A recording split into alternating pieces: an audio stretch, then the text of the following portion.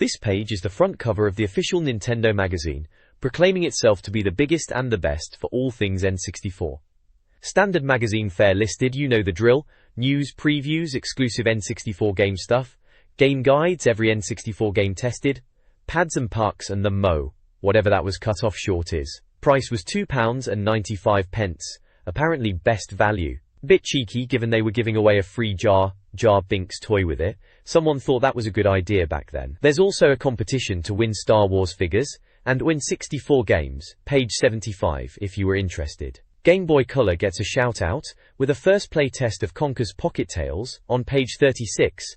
Bet that looked a bit ropey on the GBC screen compared to the N64 Conker. Big feature on Shadow Man for the N64, promising to scare you to death. That was a bit different for Nintendo, getting a proper darker mature game. Resident Evil 2 on the N64, getting all new N64 pics on page 80. Squeezing Resi 2 onto the N64 was something else.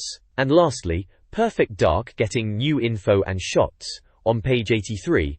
Rare's follow-up to GoldenEye took its sweet time coming out but was worth the wait. Issue number 08 at the bottom there. The next page is a full-page advert for WWF Attitude, proper late 90s wrestling game this was. It's got Stone Cold Steve Austin front and center shouting his head off, The Rock looking moody in the corner, Triple H doing his snarling thing, and The Undertaker looming in the background like he always did. Big WWF Attitude logo splashed across the middle, with "Get It" underneath in that scratchy font they loved back then. August 1999 release date, so just around the corner when this mag came out. GamesMaster gave it a whopping 94%. Blimey, they were impressed. All the glitz and glamour of the real thing apparently. Leaves all the WCW games for dead. Bit harsh on WCW, but WWF was definitely top dog then. Attitude has got everything, according to them. It was on PlayStation, Nintendo 64, Game Boy Color and Dreamcast, so pretty much everywhere you could play games back then. Acclaim Sports logo at the bottom. They churned out a fair few wrestling games back then. Yeah, WWF Attitude. You couldn't move for wrestling games around this time. Everyone was at it. This magazine boasts of being the biggest selling Nintendo 64 and Nintendo mag, promising exclusive news, screenshots, easy to read content, reliable cheats and tips, and trustworthy writers. They even claim to offer the best value. A photo of Team Nintendo, the magazine's staff, shows a group of enthusiastic individuals. Contact information, including an address and phone numbers, with a specific calling time, is provided. A sneak peek at the cover of issue 83, August 1999, reveals highlights like a free Jar Binks toy, coverage of Conker's Pocket Tales for Game Boy Color, Shadow Man on N64, and N64 coverage for Resident Evil 2 and Perfect Dark. Right, this page is the cover of the Nintendo official magazine, and it's all about Shadow Man. It seems they are boasting a first ever playtest, claiming they've got all you need to know. Sounds like they're really leaning into the game's darker themes, with mentions of live side and dead side ripped open, voodoo spells, and loads of wicked weapons. Page 6 is where you'll find out more on that one. Then there's a section called Game News, calling itself First and Best. They've got a list of new games coming, covering everything from Armorines to Win Back and Revolt. Plenty of N64 games listed like Carmageddon 64 Daikatana. Remember all the hype around that one? Man, Excitebike 64, Perfect Dark, Resident Evil 2, and NFL Blitz 2000. Plus a few others like Lego Racers and Rugrats, clearly for the younger players. They've also got some Game Boy Color games in there too. Quake 2 is also being featured, with the tagline Space Age Blasters gonna tear you apart. Typical 90s marketing, go to page 14 for that. And it looks like there's some monster truck game being previewed on page 76 as well. This magazine's contents page showcases reviews, guides, and general gaming content. Mag leads the way, with reviews covering WWF Attitude, Quake 2, Premier Manager 64, Lode Runner 3D, and Superman, with opinions ranging from positive to scathing. A Blagfest section offers Star Wars goodies, including Episode 1 racer content and Phantom Menace merchandise. Game guides provide tips for Episode 1 racer and Beetle Adventure racing, with sections dedicated to player tips and high scores. A Game Boy Color section highlights ISS 99 and Conker's Pocket Tales. Finally, Total Test offers an overview of Nintendo 64 gaming. It appears to be a packed issue with a mix of reviews, guides, and extras. This page is all about Shadow Man. Looks like a proper big game feature in the magazine. Big red shadow in massive letters across the page, you can't miss it, can you? They're really pushing the boat out, calling it the scariest game ever, and big game right at the top. And they've even managed to get a first playtest in there as well. It's got a pretty moody picture. Some bloke with glasses who they say is Mike Leroy, or Shadow Man apparently, standing in front of some right spooky looking skull thing. They're asking if you're ready for the scariest game ever to hit the 64. Bit strong, isn't it? Still, it's definitely grabbing your attention, and after all the usual platformers and races on the N64, a bit of proper scary stuff might be just what we needed back then. The next page continues the Shadow Man hype train. It's got a big red man across the page, part of the title Shadow Man obviously, and some more text banging on about evil magic and mass killers and how Shadow Man's gonna scare you to death. Bit strong, but they are really pushing the scary angle for this one, aren't they? Down in the corner, there's a game info box telling us it's by Acclaim. Surprise, surprise, it's a 3D voodoo action game, which sounds a bit different at least, and it's due out in September 1999, so not far off release then if this is coming out of the magazine around that time. The picture is properly dark and atmospheric, continuing the spooky vibe, with what looks like the Shadow Man character himself pointing towards something in the darkness. They're really trying to build up the atmosphere for this one, aiming for a mature audience on the N64 perhaps, which was a bit of a rarity back then. Shadow Man, Fright of Your Life, aims for a terrifying experience, promising scares exceeding even Turok, featuring headless zombies and terrifying bosses. The story revolves around Jack the Ripper's return, orchestrated by the villainous Legion who, with the help of the 5 dangerous criminals, plans to build the Asylum. Mama Nettie uses voodoo to transform Mike Leroy into Shadow Man to stop them. Mike, a New Orleans-based former English literature student, now a voodoo warrior, must gather items, including his brother's powered teddy bear, from Mama Nettie. The game's antagonists, the 5, include a psycho doctor, a murderer who leaves victims in the desert, a man with a raise hell tattoo, and the home improvement killer, creating a distinctly mature, horror-focused experience. Shadow Man, dubbed Big Game, is a complex 3D adventure. The Take Control section details the N64 controller layout, highlighting the use of shoulder buttons for separate hand actions. The game emphasizes mastering Mike's controls. Tough or What indicates a high difficulty level, with deep exploration and secrets. Players will revisit levels to uncover secrets, and face the 5 killers. Bear Essentials introduces Luke's teddy bear, allowing for level warping. The game features a non-linear structure, unlocking new areas as you progress. Screenshots hint at a voodoo-infused storyline involving Mama Nettie, item collection, and visions of Luke. A character profile box details Jack 2, a frightening character who attacks near London Underground stations. Overall, the page portrays Shadow Man as a deep, complex, and genuinely scary mature horror game. This text outlines key features of the N64 game Shadow Man, formerly known as Big Game. It introduces Jaunty, a shape-shifting snake who aids the player. The game emphasizes item pickups, including a flashlight, shotgun, SMG Violator Blade, and the important Prophecy Book. The game features diverse level locations. Louisiana, the starting point, a Resident Evil-esque mansion in New York with a power switch puzzle, and a Texas prison level involving jailbreak scenarios and helicopter gunfights. A core mechanic is the day/night cycle. During the day, you play as the human Mike Leroy. At night he transforms into Shadow Man, gaining voodoo powers, spooky vision, and the ability to breathe underwater. The text highlights the game's attempt to build atmosphere and establish itself as a mature horror title for the N64. This page is a bit of a shocker, isn't it? It's a full-page image, and bloody hell it's in your face. We've got this massive grotesque head taking up most of the page, all green and sickly looking, with these bright blue glowing eyes. It's clearly trying to be scary, and back then, on the N64, this sort of thing was pushing the boundaries a bit. At the bottom, there's more going on, looks like skeletons, and some fella in denim getting right in amongst it in some fiery landscape. And yeah, it's got the Nintendo official magazine logo, so you know where it's from, and a free poster banner, so someone probably stuck this on their wall back in the day. Given what we were just reading about Shadow Man on the previous page, it's pretty obvious this is some kind of big splash image for that game. It's certainly trying to set a mood, I'll give it that. Dark, bit disturbing. You know, proper mature stuff for the N64, or at least trying to be. This text previews the N64 game, Shadow Man, highlighting 3 sections: London Underground, between worlds and speech and sound.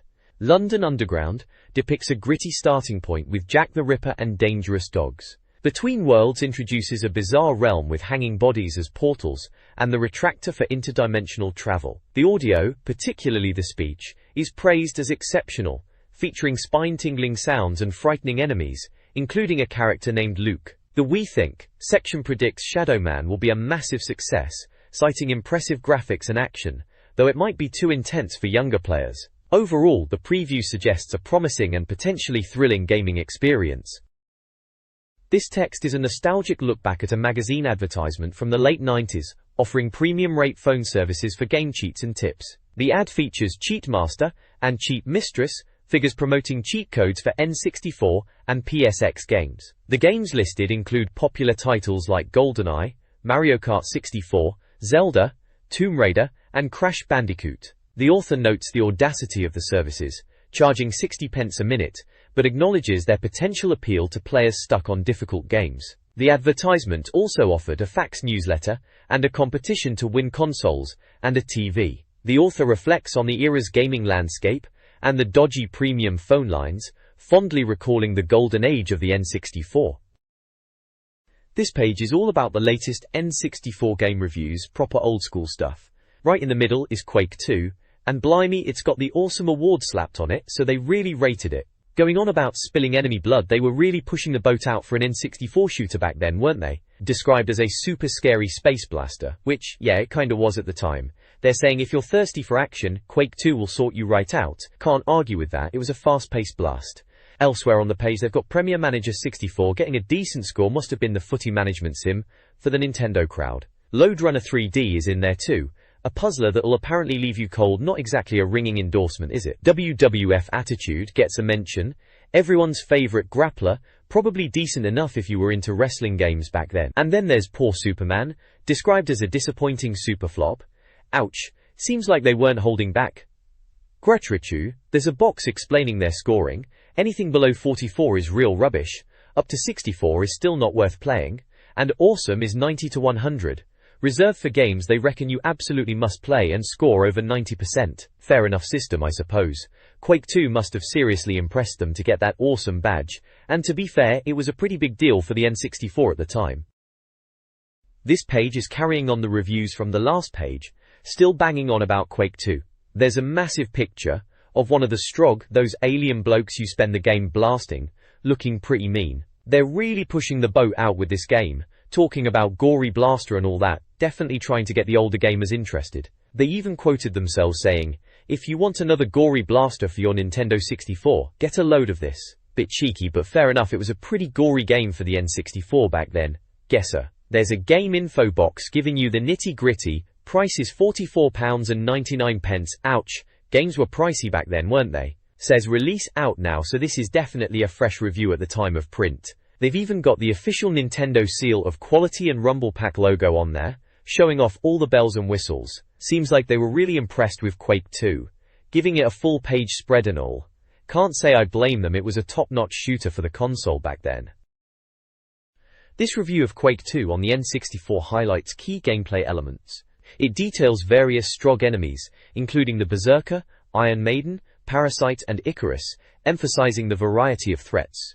Customization options like player name and color are covered, along with the importance of the status bar. The review praises the game's sound effects, especially explosions. Power-ups such as armor, health, and quad damage are mentioned, adding tactical depth. While acknowledging dated graphics, the review still calls them awesome for the N64. Control configurations, including standard FPS layouts using the C buttons or joystick for movement, and A/B and R/Z buttons for other actions, are outlined. Overall, the review offers a comprehensive overview of the N64 port of Quake 2. The Quake 2 review focuses on the game's arsenal and gameplay. Arm Yourself details the weapons, from the basic blaster to the devastating BFG-10K, highlighting their strengths and weaknesses. The railgun is noted for its difficulty, and the BFG-10K for its destructive power. On the Prowl contrasts Quake 2's action-focused gameplay with GoldenEye's stealth elements. The review praises the single-player experience as action-packed and intense. Manic Multiplayer covers the available game modes and favorite maps like the Stack and War Room, offering tips for victory. Overall, the review provides a solid overview of Quake 2's key features. This article reviews Quake 2, focusing on its action figures and multiplayer experience. The game's action figures include the Marine Major, Quake Tank, Iron Maiden, and Jungle Marine.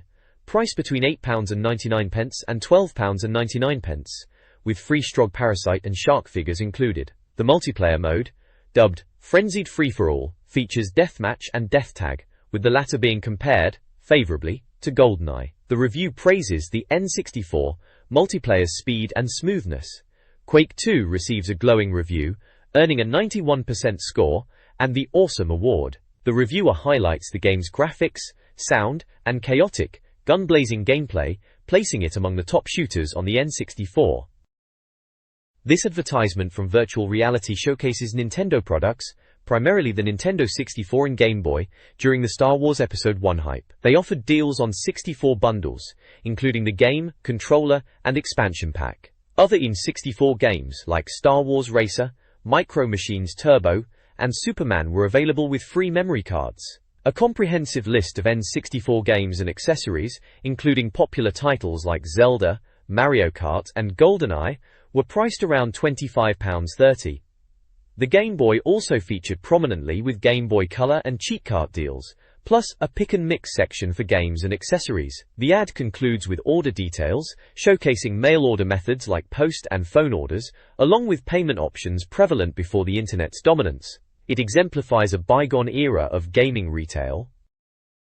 This page is a review for WWF Attitude on the Nintendo 64. Looks like it's got a decent score, marked with all fighting modes mastered and every wrestler beaten at the top, so they must have rinsed it. The game info box gives you the details, £49.99, which was a fair chunk of change back then, and it was released on August 27th. They've got a "We Said" quote box raving about it, saying, "Wrestling fans are in for a real treat, and that WWF Attitude will be huge, just like the fighters." Bit of a cliche, but you expect that in game reviews. The main image is this intense close-up of a wrestler's face, all gritty and angry looking, with some sort of metal contraption on his head. Very Attitude-era WWF. Big WWF Attitude logo slapped right underneath. You can't miss what game it is. Then at the bottom, more marketing spiel. It's showtime. Wrestle fans are in for a treat and all that. Grapple Fest body slams the streets. Sounds like typical wrestling game hype. Oh, and it's from Nintendo Awesome Official Magazine, page 20. WWF Attitude, another one for the N64 wrestling pile. Seemed like there were loads of them back then. Hopefully this one wasn't a total stinker for that price tag. This text reviews WWF Attitude, emphasizing its features and depth. The main event section highlights the game's realism and focus on wrestlers and moves. Burly Bashers showcases the diverse roster, divided into goodies and bad guys, with tag team examples. It's in the game, details various play modes, including Exhibition, Career, King of the Ring, Pay-Per-View, and Creator Wrestler. Let's Fight covers match customization options, such as arena selection and win modifiers. A First Tip offers gameplay advice, and the Looks box praises the character creation. Overall, the review stresses the game's expansive content, including wrestler selection, game modes, and match customization. This page continues the review of WWF Attitude, shouting right at you, "It's fight night." It talks about the wrestler entrances being over the top and part of the spectacle, which they definitely were back then, proper bombastic stuff. Then it moves on to Make or Break, explaining that different moves are available depending on where you are in the ring, standing, on the ropes and so on, giving examples like X-Pac's Enziguri and Edge's Axe Handle Smash. There's a bit called Sounds, quoting someone calling the commentary and themes totally realistic, which might be pushing it a bit even for the time, but it's got the atmosphere right, I suppose. The page shows screenshots for different situations: standing, on the ropes, on turnbuckle, on canvas, on the floor, and in cage mode, all with little descriptions of moves like Bossman's Climb and Pummel, and Mankind's DDT, showing off the variety of wrestling moves you could do. Finally, there's a section on the power bar, explaining how it changes color green, yellow, red, and how this dictates the kind of moves you can pull off. Green means build up power, yellow is time for your signature move, and red means finish them quick with a finisher. Triangle mode is mentioned as well, 3 players in a free-for-all, which was always a bit chaotic fun with your mates. All in all, they're still laying it on thick about the realism and depth of the game. This review of the WWF Attitude game highlights key features. It showcases iconic finishing moves like the Stone Cold Stunner and Tombstone Piledriver, including button combinations. The pay-per-view mode offered customization with event naming, match types, and wrestler selection, although its realism was debatable. A tribute to Owen Hart is included. Camera angles could be adjusted for different perspectives. Finally, it mentions the variety of match types, including cage matches, weapons matches, featuring Vince McMahon's bedpan, and battle royals. The reviewer concludes the game is crude but effective, suggesting it was entertaining despite its imperfections. WWF Attitude, the sequel to Warzone, is heavily praised in this review. The article highlights a head-to-head comparison, emphasizing Attitude's superior graphics, more realistic gameplay, and extensive movesets compared to Warzone. The Creator Wrestler mode is also lauded, with expanded features and even instructions for creating characters like Link from Zelda. The review boasts about Attitude's multiplayer capabilities, including 4-player support and a roster of over 40 wrestlers. In-game screenshots showcase enhanced gameplay. Overall, the review awards Attitude a score of 91%, dubbing it an essential wrestling game for the Nintendo 64. The review champions Attitude's gameplay improvements, making it the superior wrestling game of the time. This page is a bit of a laugh. It's a full-page advert for Pot Noodle, of all things. It's got this weird tagline, something about, Tamara wants to hate herself for loving him. All Keith wants is a spanking gorgeous pot noodle. Right, okay then. The image is even stranger. You've got this woman looking proper annoyed in the background, while some bloke in the front is going to town on a pot noodle. Mouth wide open, noodles dangling off his fork. Bit dramatic for instant noodles, isn't it? Still, I suppose they needed to get your attention somehow in between all the N64 game reviews. Classic late 90s marketing, I guess. Premier Manager 64, released in July for £39.99, was a praised football management game on the N64. The review highlights its depth, including transfer markets, player fitness, and a 4-player mode. Players could choose between a manager mode or a career mode starting in the 3rd division. Pre-season friendlies, like against Manchester City, were also a feature. The game's interface was text-heavy but clear, with functional match highlights. Screenshots showcase player contracts and transfers, featuring classic players. Overall, the review suggests it was a well-received management game for the console, with a sense of humor regarding sponsors and player sales. This magazine page reviews Premier Manager 64, offering gameplay tips. Train 'em up, advises managing player fitness, and utilizing gyms to improve star ratings. 1 to 5. Splash Some Cash covers player transfers, emphasizing scouting, wage management, and the chance to sign legendary players. First Tip encourages selling older players for their experience. Find a Sponsor highlights the importance of securing sponsors for financial stability. Lastly, Sounds praises the game's music and commentary, likening the experience to watching Match of the Day. The review concludes that Premier Manager 64 is a strong football management game for the N64. Premier Manager 64's review highlights its tactical depth, showcasing various formations and playstyles. The Hall of Fame section name-drops sports stars linked to N64 games. The Watch the Match segment emphasizes the gameplay experience, enhanced by Barry Davies' commentary and awesome graphics. Game Length warns of the game's addictive nature, while the What Do You Reckon section invites reader feedback. The review concludes with a 90% score and the Awesome tag, positioning it as a must-have football management game for the N64, urging players not to miss out. This page is a simple advert really, showcasing the Game Boy Color. It's got all 6 colors lined up in a circle, like they're showing off the whole set. Red, yellow, green, blue, purple, and a sort of see-through one are there, along with the tagline, Collect All 6, right underneath. Then at the very bottom it just says, Game Boy Color Different. Pretty straightforward stuff, trying to tempt you to get them all, because, you know, color was a big deal back then for handhelds after years of grey screens, wasn't it? A bit of a novelty really, but kids loved it. Lode Runner 3D for the N64 is a 3D platform puzzle game with a grey matter yoga challenge. The game tasks the player, as the Lode Runner, with stopping the villainous Emperor Monk from stealing gold across 5 worlds. Gameplay revolves around puzzle solving, gold collection, and avoiding hostile red-robed monk enemies. Players must use their wits and tools like blasting purple blocks to trap enemies. The review notes that early levels are easy, but later ones require using items and skills. The sound is described as dire, with background music. The reviewer suggests being quick on your feet is crucial. Priced at £39.99 and Rumble Pack compatible, the game is out now, and seems to be getting a positive response as a retro puzzle challenge.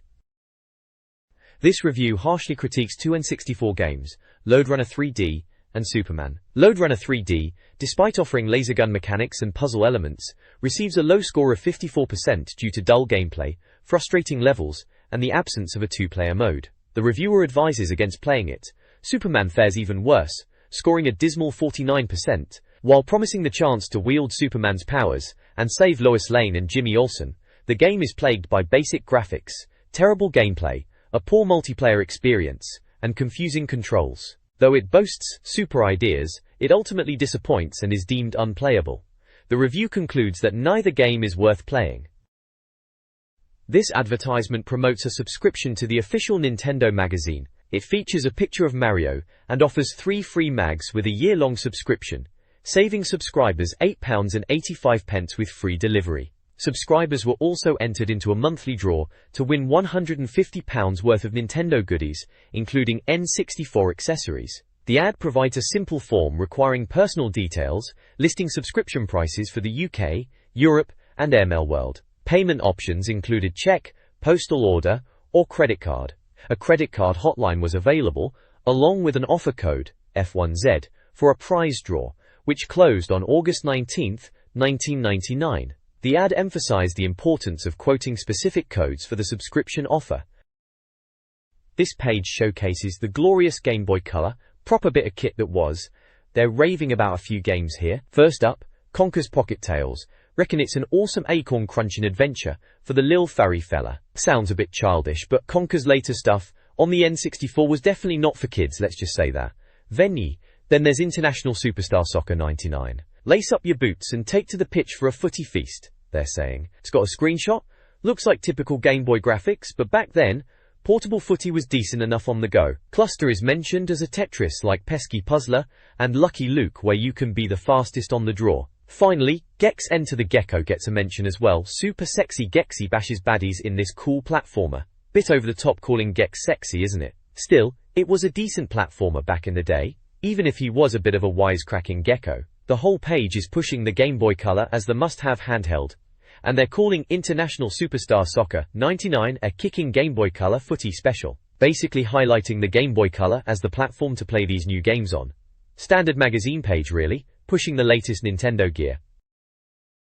The next page is all about football fever on the Game Boy Color, proper football craze they're pushing here. They're saying you can forget the team talk and just play ISS 99 anywhere and still score like Owen. Clearly referencing Michael Owen, top striker back then. It's got a lad holding a yellow Game Boy Color showing a football game screen with goal on it, so it's definitely pushing International Superstar Soccer 99 again. The whole page is geared towards footy games on the Game Boy Color, saying you can slam the ball into the back of the net with these top footy titles. It's a full-page advert, really driving home that Game Boy Color is the place for your portable football fix. Can't say ISS 99 on the Game Boy was quite like scoring like Owen in real life, but it was alright for a handheld kickabout back then. This advertisement promotes Game Boy Color football games, emphasizing portability. It highlights 3 titles: ISS 99, FIFA 2000, and 3 Lions. ISS 99 promises nail-biting footy action with various teams, modes, and penalty shootouts. FIFA 2000 is touted as the biggest soccer series, allowing players to compete against world-class teams. 3 Lions boasts 50 international squads and tournament modes. The ad uses screenshots to showcase gameplay, though acknowledging the basic graphics of the Game Boy Color. The overall message is that the Game Boy Color offers a convenient way to enjoy football games on the go. Chesho. This Game Boy Color advertisement highlights Conker's Pocket Tales, a platformer released for £24.99. The game, fresh off the press, earned an Awesome Award. The story involves Conker rescuing his girlfriend Berry and stolen presents from the evil acorn. Gameplay features Conker battling enemies in the Wicked Woods and Aztec Temple, utilizing knuckle attacks, a slingshot, and digging abilities. Power-ups come in the form of acorns, boosting health, and acting as weapons. Conker enlists the help of friendly acorns while facing goons like shrubs and ants. The review gives the game a 91% score, calling it a huge adventure. The advertisement also features box art for Gex Enter the Gecko, though it's not the focus. This page features a bunch of Game Boy Color titles. Looks like they're doing a little roundup. First up is Cluster. Looks a bit like Tetris, but they're calling it a frantic Tetris lookalike. 19.99. Apparently it's addictive even if it's not the prettiest game. They gave it 84%, not bad for a puzzle game. Then there's Lucky Luke. Based on the cowboy comic, obviously. Another 19.99 job. Seems like your typical platform shooter. Blasting robbers and dodging buffalo. All that jazz. They reckon it's a good mix of platforming and shooting. Gave it a decent 88%. Warrington next up, Gex. Remember that gecko? This one's $24.99. Seems a bit pricey compared to the others. It's about stopping Rex from taking over TV channels, apparently. Collect goodies across telly and movie levels. Sounds a bit all over the place. They weren't bowled over. Gave it 77%. Saying it's alright, but nothing spectacular. Warrington Norse. Lastly, International Superstar Soccer 99. Konami, so you know it's going to be half-decent footy game. $24.99 again. They're comparing it to the N64 Classic, saying it's a proper football game with all the options you'd expect, two-player mode and all that. You can even do penalty shootouts, just don't pick Germany or Argentina if you want an easy win. Cheeky, they gave it 90%, calling it a must-have if you're a football nut. Solid lineup for the Game Boy Color there, something for everyone I suppose. This page is just a full-page advert for Slush Puppy Drinks, you know, those super cold, brightly colored ice drinks. It's got a picture of a girl pulling a silly face with a bright blue tongue, which is clearly from drinking a slush puppy. The text says, "Tease me and freeze me," in big colourful letters. Down at the bottom it's got the Slush Puppy logo and their website address, along with some cartoon dog faces which are a bit random, but I suppose it's trying to be a bit playful and fun. Nothing to do with games on this page, just sugary ice drinks to cool you down I suppose. This magazine section, Total Test, offers reviews for Nintendo games, fronted by Yoshi. It promises expert, up-to-date reviews and is divided into sections. All New Gear covers the latest N64 accessories. Famous 5 highlights gaming moments, and N64 Magic focuses on games like Lilac Wars, Star Fox 64, and Star Wars Racer. New games out this month features reviews for F1 World Grand Prix 2 and Charlie Blast. Additional sections include sales and rental charts. The reviews use a scoring system from 0 to 100, with an awesome award for games scoring over 90%. Older game scores are also updated. A quick flick directs readers to a Quake 2 review. The section ends with a prompt to check out F1 World Grand Prix 2. This N64 game review roundup covers a variety of titles. Episode 1 Racer receives praise for its competitive pod racing, while All-Star Baseball 98 gets a strong 90%. Beetle Adventure Racing and Blast Corps are also highly regarded, scoring 91% and 81% respectively. Banjo-Kazooie earns a phenomenal 96%, and Diddy Kong Racing shines with a 92%. All-Star Tennis and BioFreaks receive 70%, and Buck Bumble scores 84%. Buster Move 2 and 3 are well-received puzzlers. However, some games fall short. Aero Fighters Assault is criticized at 54%, and Aero Gauge is panned at 41%. Body Harvest gets a 66%, and Bomberman titles are generally underwhelming. Overall, the reviews highlight the N64's diverse library, showcasing both beloved classics and less successful titles. This article reviews N64 Rumble Packs and a selection of games. Several brands of Rumble Packs were tested, with the Joytech Jolt Pack being a budget option, and the Nintendo Rumble Pack the standard. The Blaze Jolt Pack glows in the dark, though this is considered a gimmick. Game reviews include Castlevania, 86%, described as a good adventure. Duke Nukem 0 Hour, 92%, and FIFA 99, 90%, are highly praised. While some games like Clay Fighter, 63 1/3, 25%, are heavily criticized. Other games are met with mixed reviews, such as Cruisin' USA, 54%, and Extreme G, 80%. The reviews offer a varied selection of genres, indicating a mixed bag of quality titles. This magazine page focuses on N64 peripherals and game reviews.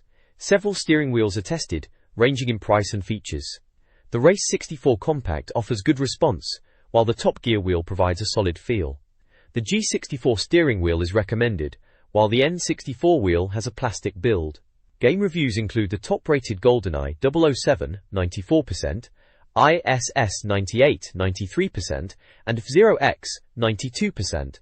Other games reviewed include fighting games, platformers like Glover, which is deemed better than Gex 64, and racing titles. FIFA 64 and Hexen 64 receive poor scores. The reviews offer a mixed bag, from classics to disappointing titles, all designed to enhance the N64 experience. This page is a full-page advert for Lode Runner 3D on the N64. Remember Lode Runner? Yeah, they've dragged it kicking and screaming into the third dimension. The advert screams, "Stay one step ahead," at the top, as if we're all desperate for some blocky 3D puzzle action. They're showing off these cube things with screenshots plastered on them, looking a bit like Rubik's Cubes gone wrong. Apparently it's got true 3D worlds. Well, it was the late 90s, so everything was true 3D even if it looked like it was made of Lego. We're promised 5 unique game worlds, and a whopping 136 challenging levels. Blimey, that's a lot of levels. They also boast about over 18 interactive devices, and 20 bonus levels.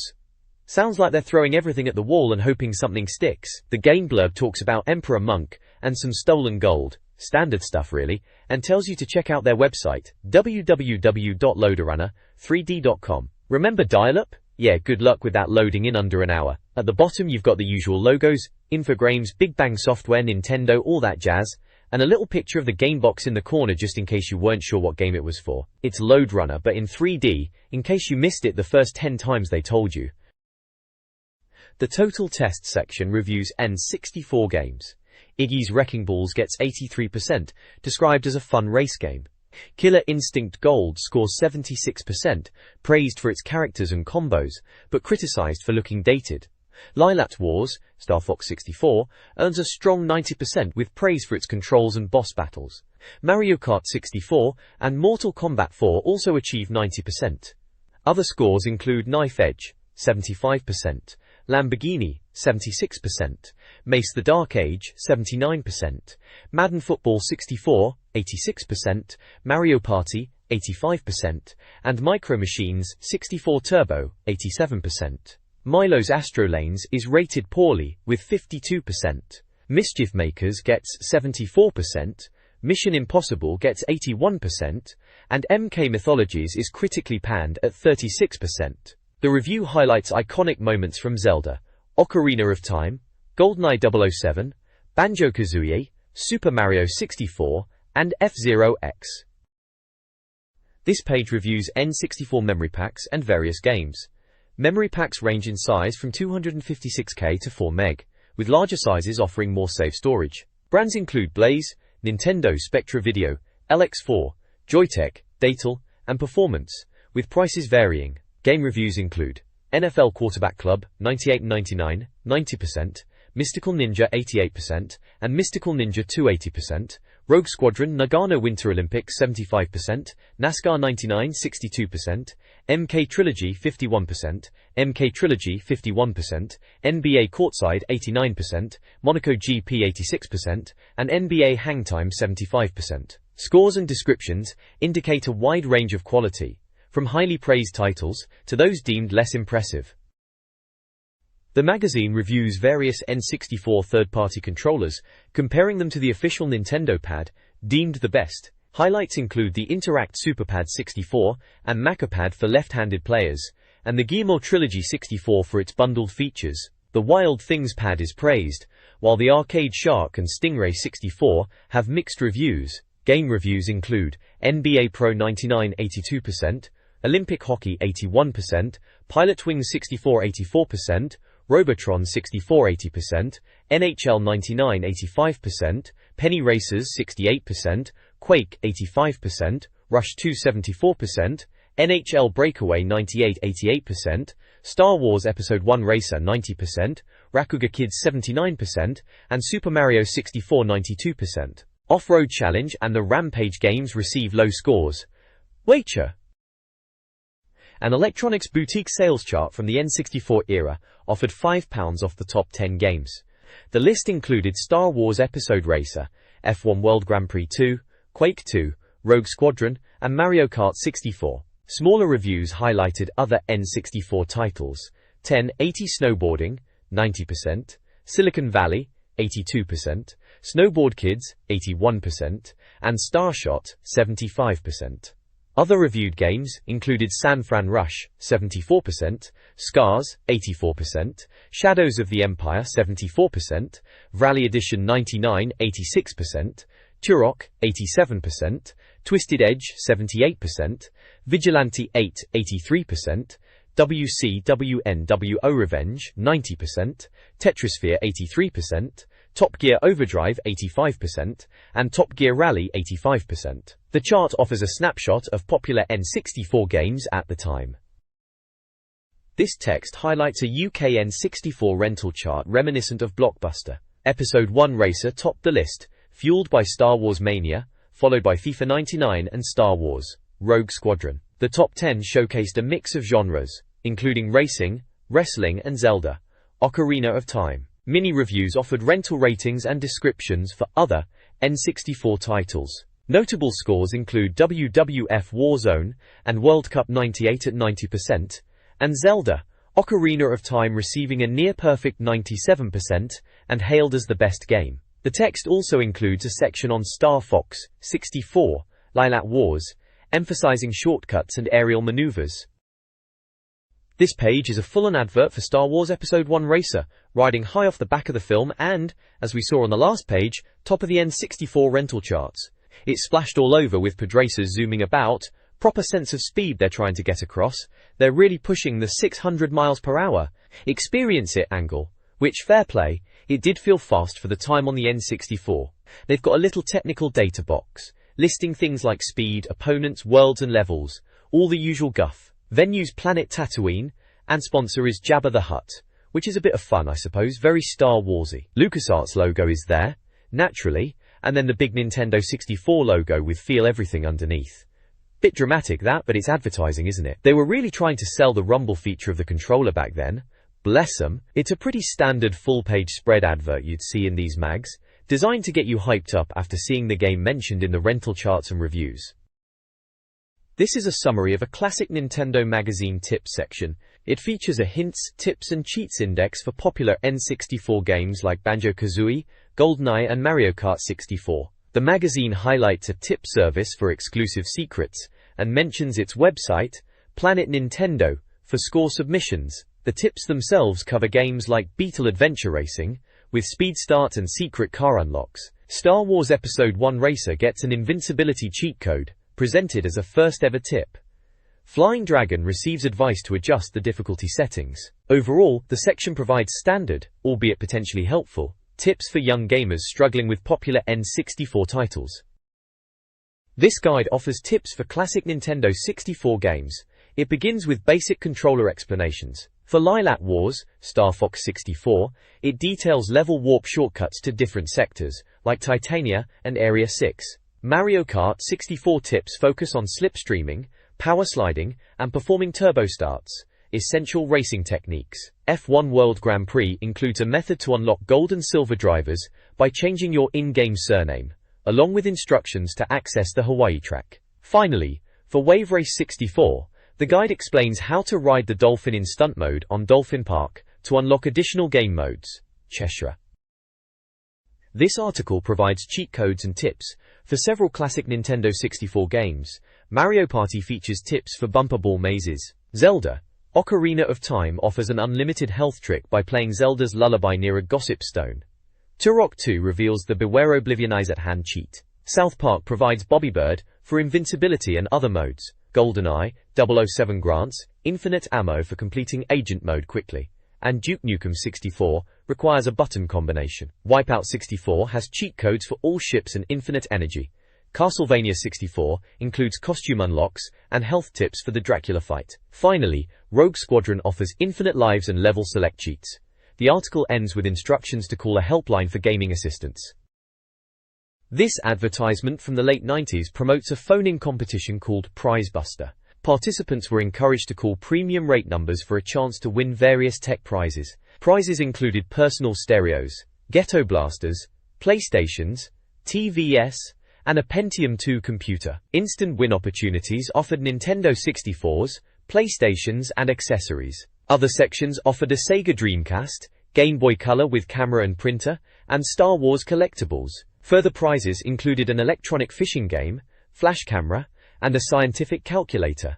The ad highlighted the excitement of winning the latest technology of the time. It also included the usual small print about call costs, up to £3, and the need to get permission before calling.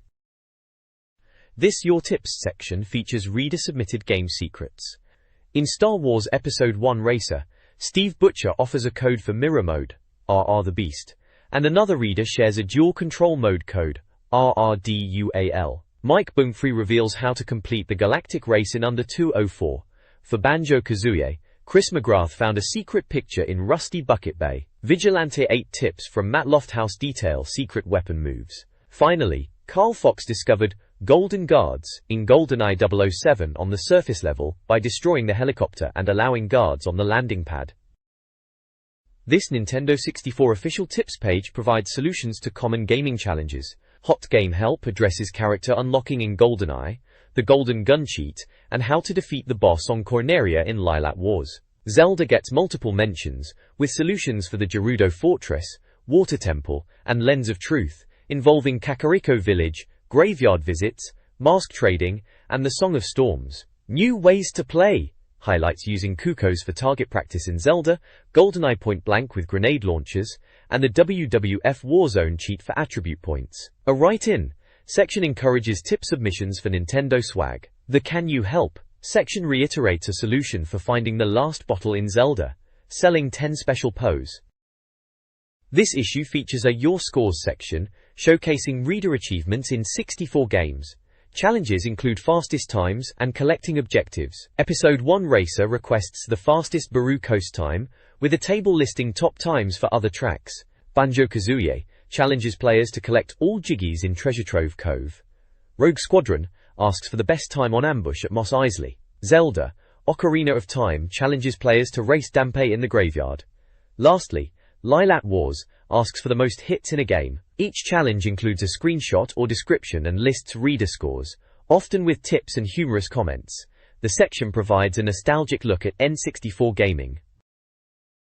This magazine page is all about N64 gaming challenges, starting with a stern no cheating warning against exploiting glitches, particularly in GoldenEye and FIFA. The main event is the Footy Heaven FIFA Challenge, a league competition with prizes. Entrants need to submit proof of their league standings. Cheating, such as manipulating team swaps, is strictly prohibited. Entry instructions include taking a photo of your high score and submitting it with your details. The page also offers FIFA strategy advice, emphasizing crosses. Finally, it teases the results of the previous GoldenEye challenge and announces prizes like a Nintendo controller pad or Rumble Pack for top scores.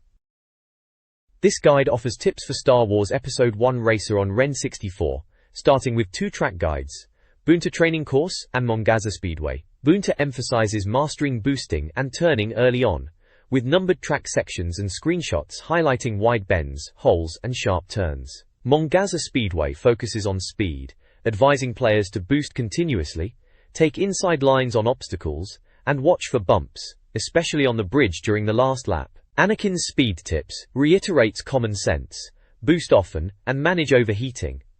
Watto's Pod Parts covers traction, warning against poor traction's impact on control. The guide is a basic introduction for new players, though experienced racers likely know the advice already. This guide continues Star Wars Episode 1 Racer tips, focusing on the tracks Bedo's Wild Ride and Aqualaris Classic. Bedo's Wild Ride, on a Anusa Trando Prime, emphasizes avoiding ice hazards like striped rocks and the rope bridge, and sparingly using boost. A tent shortcut is also mentioned. Aqualaris Classic, set underwater, offers more visual appeal with tropical fish and tunnels, with tips focused on boosting in straits and navigating obstacles. The guide also suggests Anakin's pod should be sufficient for winning, implying skill is more crucial than upgraded parts. Lastly, a section details cooling units and their importance for managing engine temperature. The guide is helpful for beginners, but experienced players likely already know these strategies. Warrington temperature. This guide provides tips for Star Wars Episode 1 racer tracks, Malastair 100 and Vengeance. Malastair 100 emphasizes speed on wide roads, with specific advice for navigating the track's turns and jumps, including a shortcut through a green cloud. Vengeance, a narrow track, focuses on skillful maneuvering through tight turns, tunnels, and wind tunnels. The guide highlights boost starts, slowdown points, and obstacle avoidance. General speed tips from Anakin are included, and Watto's pod parts section stresses the importance of acceleration. This guide covers 2 Star Wars Episode 1 racer tracks, Spice Mine Run and Sunken City. Spice Mine Run on Mongaza is described as straightforward, with boost opportunities but hazards like mining vehicles. Key strategies include using a mega boost at the start and choosing the middle path at a track fork. The guide warns of sharp turns later on. Sunken City, set on Aqualaris, is more challenging, resembling the amateur circuit with the addition of moving doors. Tips include using a tunnel boost, taking the right fork, and braking for the moving doors. Anakin's speed tips recommend skidding, using Z, but deem it unhelpful for these tracks. Watto's pod part advice emphasizes top speed, acceleration, and turning for better boosts and overall race performance. This text provides track tips for 2 courses in Star Wars Episode 1 Racer, Howler Gorge and Doug Derby. For Howler Gorge, the focus is on navigating icy and windy conditions. Key tips include braking hard on sharp turns, utilizing slopes for speed, and choosing the right paths in ice tunnels for boosts. For Doug Derby, the advice centers on shortcuts and cornering techniques, emphasizing the use of air brakes and boosting at key points. Players are encouraged to take shortcuts, hug the left side of the track in tunnels, and use braking effectively on tight corners. Both tracks demand skillful control and a mastery of the game's mechanics for optimal lap times. The text also reminds players of the importance of top speed and air brakes, echoing advice from previous pages. This article provides tips for mastering the Scrapper's Run and Zugga Challenge tracks in Star Wars Episode 1 Racer. Scrapper's Run, a chaotic track on Ordo Banner, emphasizes navigating narrow sections, boosting, and avoiding obstacles like tunnels, droids, and bridges. Zugga Challenge, on Mongaza, is a more difficult version of an amateur circuit, requiring players to choose the correct path and boost strategically through rock diversions, towers, and lava tunnels. General tips include practicing, discovering shortcuts, and understanding the importance of turning for winding tracks. The advice, while not groundbreaking, is helpful for players looking to improve their racing skills and compete against formidable opponents like Sebulba. This guide offers tips for 2 Star Wars Episode 1 racer tracks, Baru Coast and Bumpy's Breakers. Baru Coast features jungle sections and sharp turns. Key tips include boosting at the start, navigating a rope bridge with a brake, utilizing full boosts on beaches, and managing sharp turns. Repair parts are advised early on for ship upkeep. Bumpy's Breakers, though winnable with a basic pod, necessitates boost usage. Tips include boosting strategically, avoiding metal barriers, considering expert-level shortcuts, navigating ramps, and managing opening/closing doors. A major shortcut, through a metal pipe, is also highlighted. Finally, a teaser for future guides on Podracer upgrades and a Super Racer completion hints at forthcoming helpful advice. This is a retro advertisement from Gameplay, a mail-order supplier of computer games in the days before online shopping. The ad primarily promotes Nintendo 64 consoles and games, including bundles with popular titles like Mario 64, Zelda, and GoldenEye. It highlights features such as money-back guarantee, free 48-hour courier delivery, and lowest prices, emphasizing the convenience of fast game delivery. The advertisement lists a variety of N64 games, both classics and lesser-known titles, priced around £20 to £40. They also offer second-hand games, accessories like memory cards and rumble packs, and even hint books. In a final push to sell the gaming lifestyle, the ad features items like a top drive wheel and cool furniture such as lava lamps and inflatable chairs, encouraging customers to fill out the order form and send it via post. This guide offers driving tips for Beetle Adventure Racing on the N64. Aiming to help players become mean motoring masters, the guide provides advice on various aspects of the game. Key tips include smashing crates for points, utilizing a rocket start with the accelerator and L button, using the handbrake for tight turns, strategizing at the start of races to avoid crashes, and keeping the car straight during jumps. The guide also mentions secret routes, hidden points, and flower boxes, with specific content covering shortcuts, nitros, and tracks like Metro Madness and Wicked Woods. This guide, part 2 of a series, aimed to provide comprehensive racing advice for players of the arcade-style N64 title. This guide provides in-depth tips for mastering the Sunset Sands track in Beetle Adventure Racing on the N64. It focuses on specific locations with numbered markers, detailing strategies for scoring points and gaining advantages. The guide covers essential maneuvers like the initial sand jump for a nitro boost, the dune track shortcut, and tips for navigating both temple entrances. Key areas include the Water Temple, Lava Island, requiring barrier destruction, and the quirky Honk Your Horn section. Additional advice is provided for the underground mine, town's back route, the Through the Altar cave, and the temple shortcut. The guide culminates with a reminder of the flower boxes, containing classic N64 cheat codes like bugs in Beetle Battle and race-specific advantages. The aim is to help players maximize points and uncover secrets. Dorsola. This guide provides tips for conquering the Metro Madness track in Beetle Adventure Racing on the N64. It details key areas for point collection, utilizing routes and shortcuts to maximize rewards. Strategies include using barriers and off-road paths at the motorway and off the main road respectively, smashing through objects like petrol pumps, glass doors and casino doors. The guide also suggests utilizing cinema entrances, rooftops, and a fountain for points. Further suggestions include navigating flood channels, ramps, and docks for bonuses. Additionally, it highlights hidden flower boxes, with each awarding time bonuses, sound effects, or weapon adjustments. This information helps players uncover hidden secrets and outperform their competition. Sour boxes. This guide details shortcuts in the Wicked Woods track of Beetle Adventure Racing. Key shortcuts include the tree jump, the creepy church window smash, the town shortcut using the left fork, and the haunted house jump. Additionally, there's the Dark Dungeons tunnel entrance, the Dragon's Cave, leading to a hidden cave, and the Pumpkin Patch with a windmill tunnel for extra points. The guide also points out hidden flower boxes that grant bonuses. These shortcuts offer point boosts and are helpful for navigating the spooky track. Successfully utilizing these shortcuts may earn you the title of a nice driving dude. This month's Club Mario features letters and feedback from readers. Dan praises 40 Winks, a surprise hit according to Sean, with a release in October. Dave discusses the difficulty of finding Mario Party. Stuart is excited for Shadowgate 64, finding the NES version challenging, and wins Lode Runner 3D. A Who's the Hero quiz and a U review section follow. Christopher Daniels reviews Micro Machines 64 Turbo, giving it a 92% rating despite control issues. Explosions and fast-paced gameplay are highlighted. Finally, there's a brain strain quiz testing Nintendo knowledge, with questions about various games, including Armorines, Weetrix, Jet Force Gemini, and 40 Winks. Answers are available on page 74.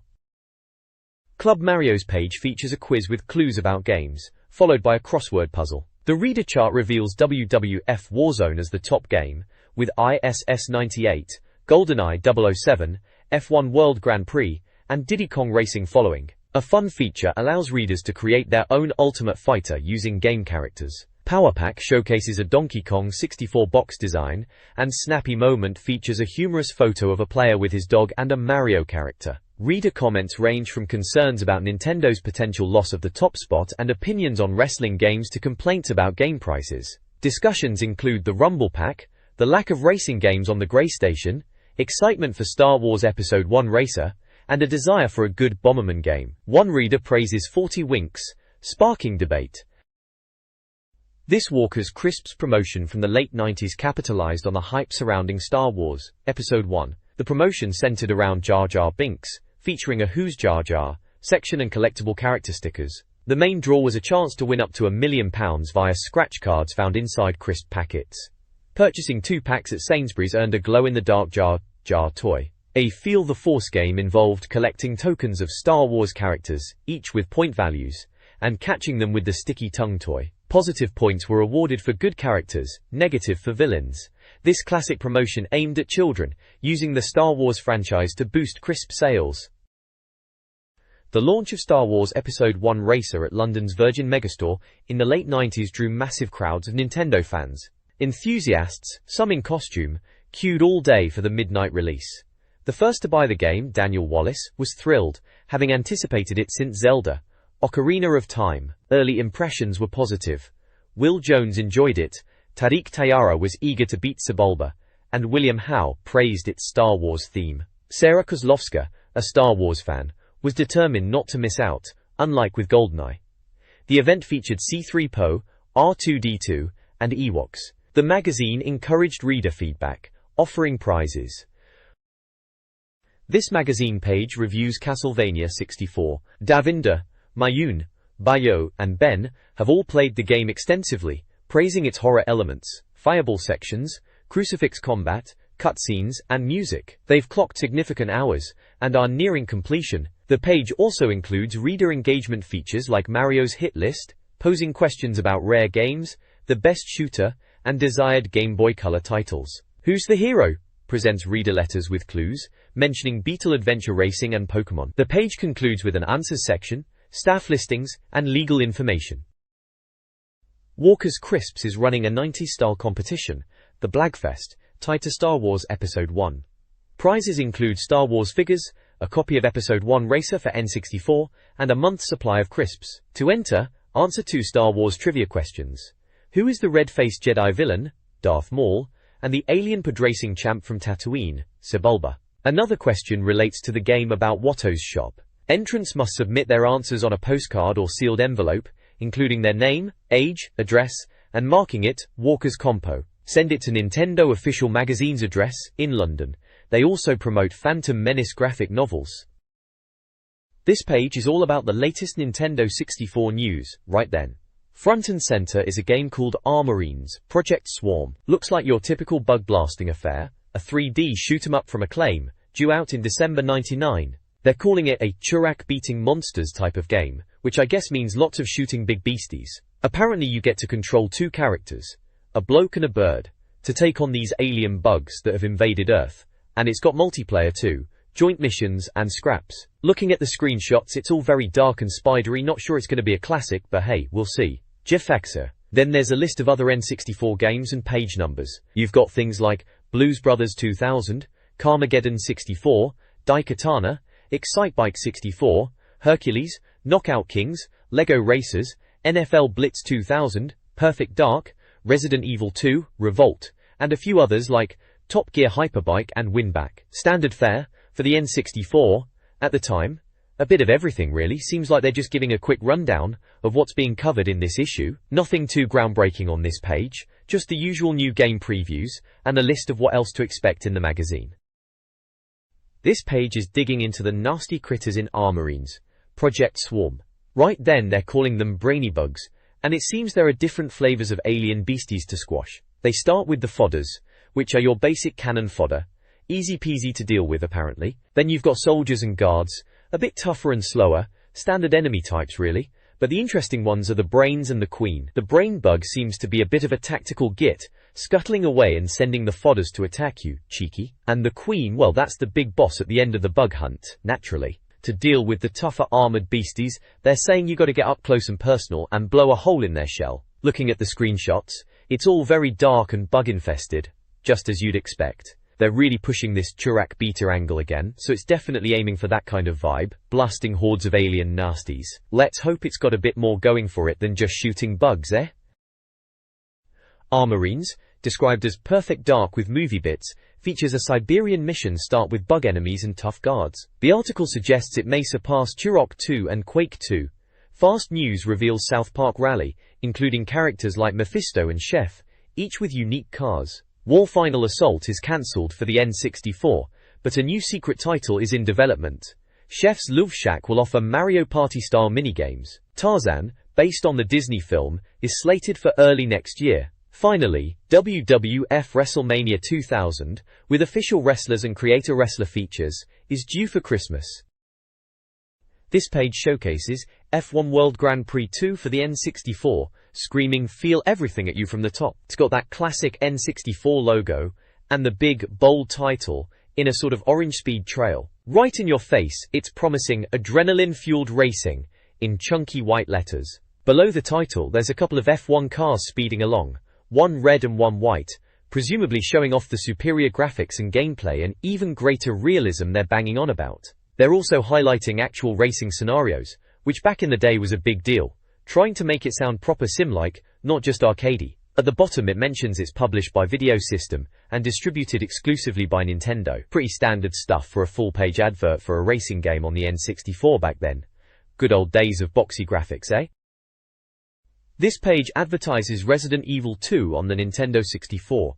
It boasts all the movies, all the action, and all the gore of the PlayStation original. Players can choose to play as Leon Kennedy or Claire Redfield in a zombie-infested Raccoon City. The game, developed by Capcom and classified as survival horror, was slated for a late 1999 release. Screenshots showcase familiar Resi elements, stocking up on ammo, battling zombies, encountering a dead officer, and the gruesome liquor. The page emphasizes the N64 version's features, claiming all the films from the PS version, plus extras like new costumes, improved 3D stick controls, and sharper graphics with the expansion pack. The text's tone suggests an attempt to position the N64 port as superior to the original.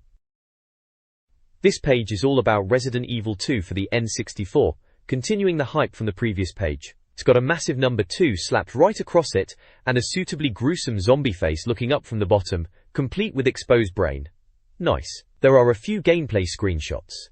One shows Leon, or maybe Claire, can't quite tell in this blurry picture, blasting a zombie in a street. Another shot shows a zombie lying on the floor, and the text reckons they won't stay down for long, which is classic Resi in it. The last screenshot shows a character, in what looks like the police station, mentioning limited inventory space, and advising you to use the item boxes. Standard survival horror stuff, really.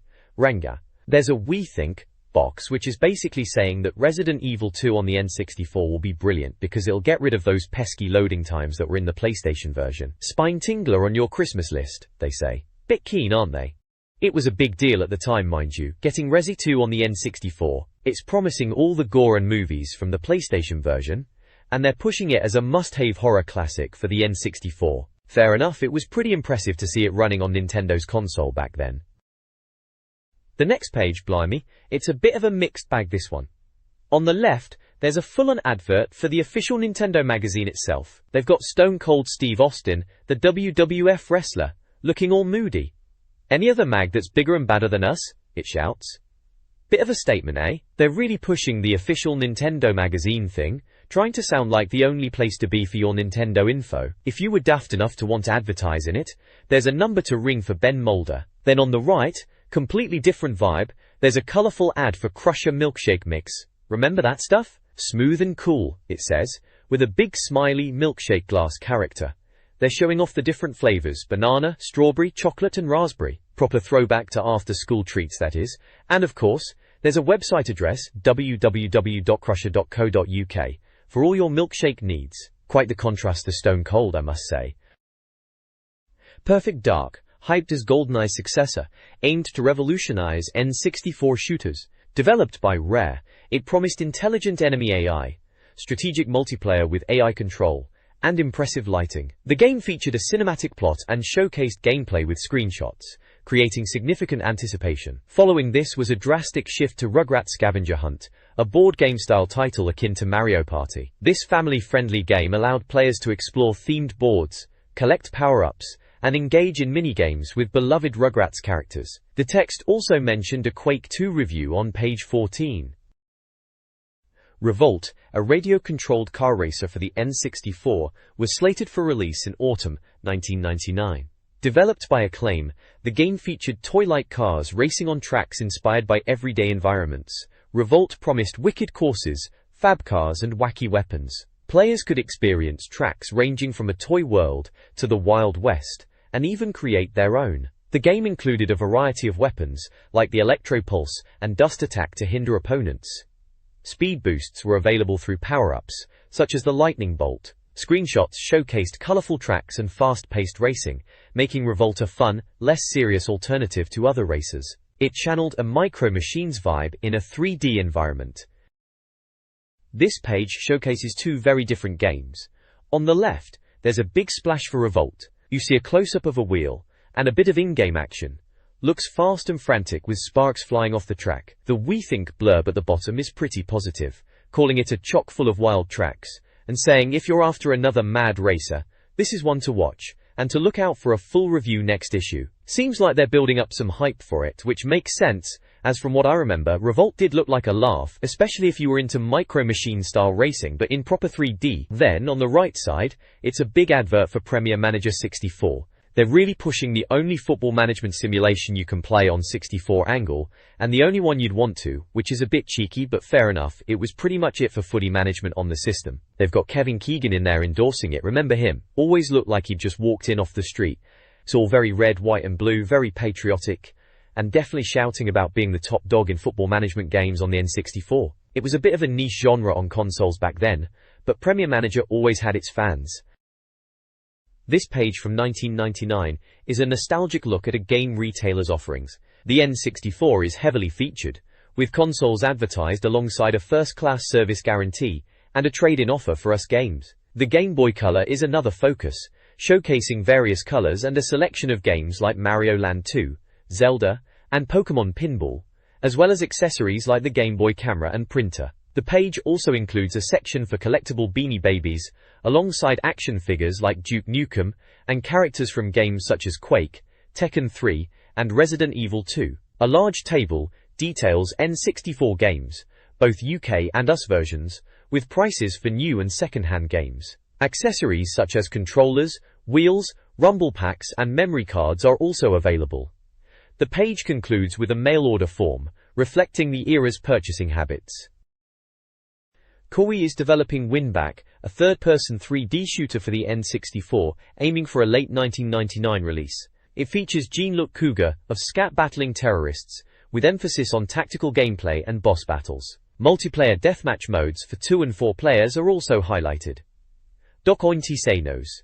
Other news includes Nintendo's boasting about Super Mario 64's sales success. Destruction Derby 64 is on the way with Capture the Flag and Hot Potato modes.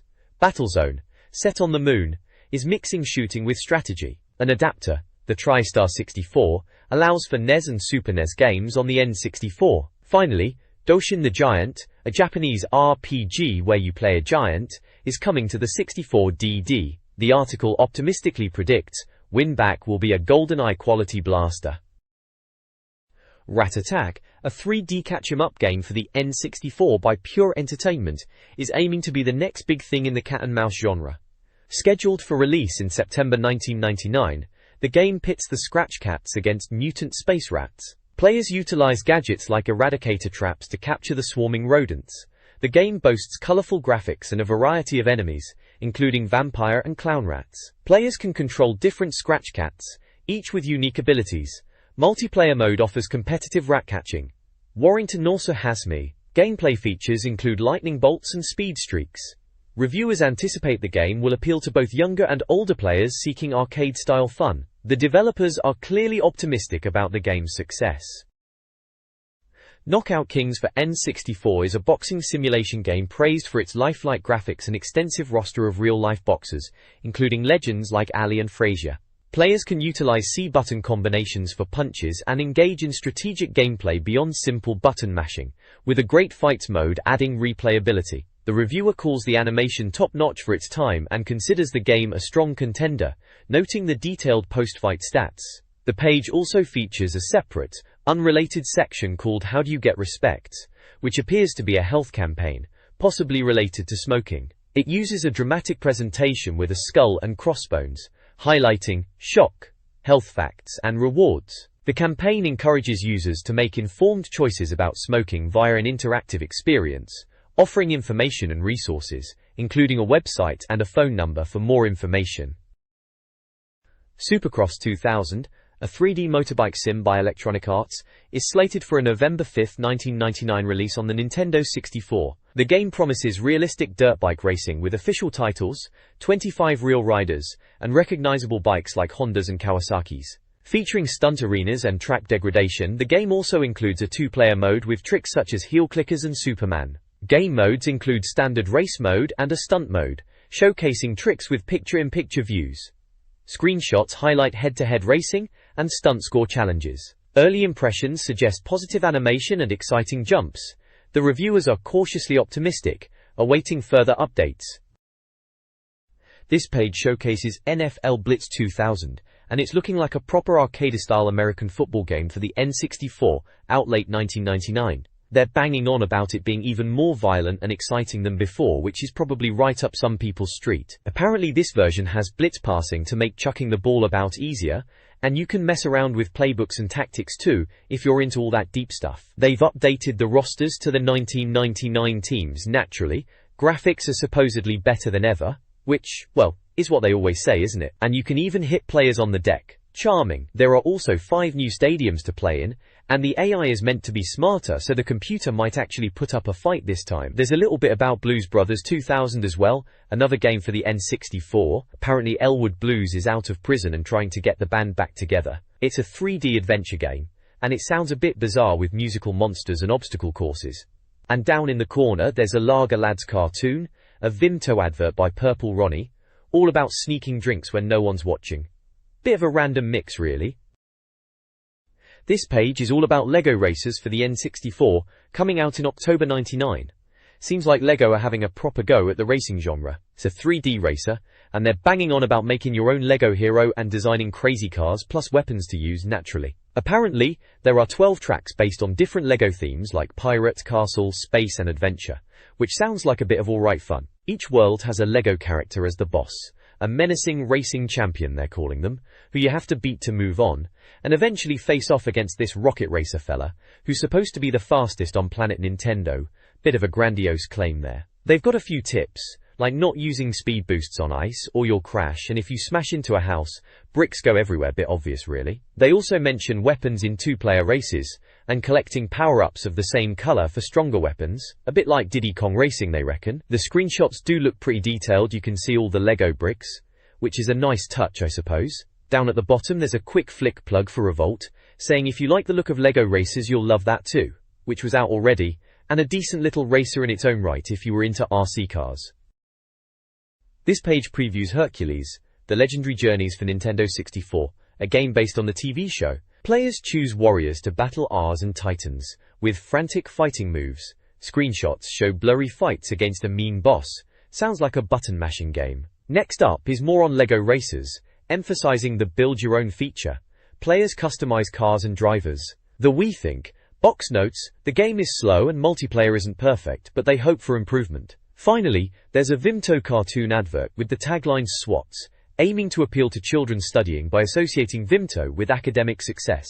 The cartoon features books like Really Hard Sums. This page has a look at Carmageddon 64. Blimey, remember this one? Apparently set in the futuristic year of 2026, running down zombies is now a popular sport. Right then, you play as Max Damage, a racer who's not shy of causing a bit of carnage, which is the whole point really. The game is split into races and mission challenges, typical stuff. You have to win races to unlock missions and get more cars. It's all about killing zombies. Loads of different cars become available, each supposedly perfect for squashing those slobbering zombies. They've got a section called Monster Mash, very subtle, explaining you get extra points for splattering zombies, and apparently there's plenty of bloody chunks to be seen. Lovely. There are tips too, mentioning narrow tunnels are good for smashing opponents, ramps for stunts, and that racing is still the core of the game, surprisingly. They reckon the smashes and crashes are the funniest bits. In the We Think box, they're not exactly setting the world on fire with praise, are they? They reckon Carmageddon 64 won't set Planet Nintendo on fire, but admit running down zombies can be loads of fun. Hardly a glowing recommendation, but for a bit of mindless zombie mowing fun, maybe it'll do. This page reviews 3 upcoming games. Daikatana, a first-person shooter for the N64, is being developed by Konami. Players control Hiro Miyamoto, traveling through time with companions, battling monsters and utilizing over 30 weapons. The reviewer notes its similarity to Turok and highlights the promised inclusion of PC-level gore. Top Gear Hyperbike, also for the N64, promises a dirt and street bike racing experience across 6 worlds, including Egyptian ruins and redwood forest. The review mentions stunning animation and focuses on a dirt track scene. Finally, Webheads is a strange advertisement featuring cartoon characters, computers and Vimto bottles. The tagline focuses on drinking Vimto in cyberspace. Next month's official Nintendo magazine promised to be the biggest, best, first most games official issue. They boasted of exclusive coverage of every Nintendo 64 game and product, top-notch screenshots, helpful guides and reliable writers. The issue previewed Armorines, highlighting gameplay, bugs, weapons and scary levels, alongside updates for South Park Chef's Love Shack and Donkey Kong 64. The magazine also reviewed Shadow Man, calling it the scariest game ever, and Command and Conquer for the N64. The issue would also feature game guides and cheat codes. Gefe. This page is the front cover of the magazine. Blimey, look at that. South Park Rally is the cover star, eh? Seems like they're proper keen on that. Got Kenny, Stan and Kyle plastered all over it with that dodgy road sign in the background. They're promising to tell you all about the races. Wicked weapons, yeah right? Probably just fart jokes and the South Park tracks, and how the game actually plays, which is fair enough. Right below that South Park lot, they've got Pikachu yelling, "Pokemon is here." Bit late to the party, lads. Pokemon's been here for yonks, hasn't it? Still, they're saying all you need to know about the newest Nintendo heroes, so maybe they're just catching up, bless 'em. Down at the bottom there's a tips section, with screenshots from Star Wars Racer ripped open, whatever that means, and Duke Nukem 0 Hour blasted. Typical over-the-top magazine talk in it. They're probably just little hints and tips for those games.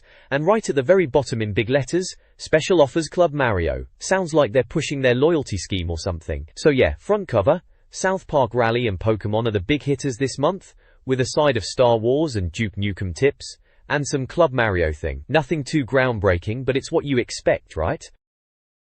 This page is a rundown of Star Wars episode in merchandise. They're advertising a Darth Maul bubble bath for £3.99 and various Lego sets, including the Sith Infiltrator and Anakin's Podracer. Star Wars figures are available for £7.99 each. A limited edition Nintendo 64 bundle with a gold controller and Star Wars Racer is on offer for £119.99. Original Star Wars VHS tapes are hyped as potentially valuable.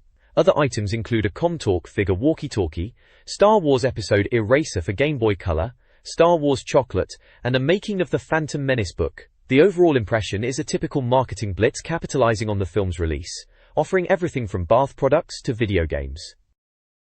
This advertisement for the Special Reserve Discount Club, circa the late 90s, offered a nostalgic look at gaming. For £6.99, members received 10 magazines, cheats, and other items. The focus was heavily on the Nintendo 64, with deals on games like GoldenEye 64, under £100, Star Wars Racer, and various bundles including extra controllers and memory cards. They also offered essential cheat cartridges, like the Action Replay Pro, and a wide selection of N64 games, from classics to less popular titles. The Game Boy Color and PlayStation also had a presence.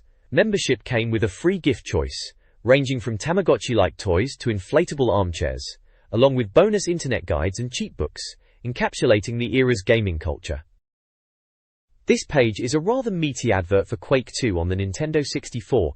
Bit graphic, isn't it? They've gone for a massive slab of raw meat, like something you'd see in a butcher's window, with the Quake logo seared right into the middle. Now in rare form, they've slapped across the top. Very punny. It's all about being raw and guts and brains. Bit much if you ask me, but it's trying to say the N64 version is as intense as the PC original. They're banging on about new levels, redesign bits, and the special effects on the 64, and the multiplayer deathmatch, which was always a blast back then if you could get your mates round. They reckon only proper hardcore players will dare to undermine it, which is classic marketing bluster. In it, still, Quake 2 on the N64, it was a decent port for the time, though probably not as slick as the PC version, let's be honest. You can see some little screenshots down the side, just your typical shooty action. Distributed by Activision and published by Allied, the usual suspects for this kind of thing.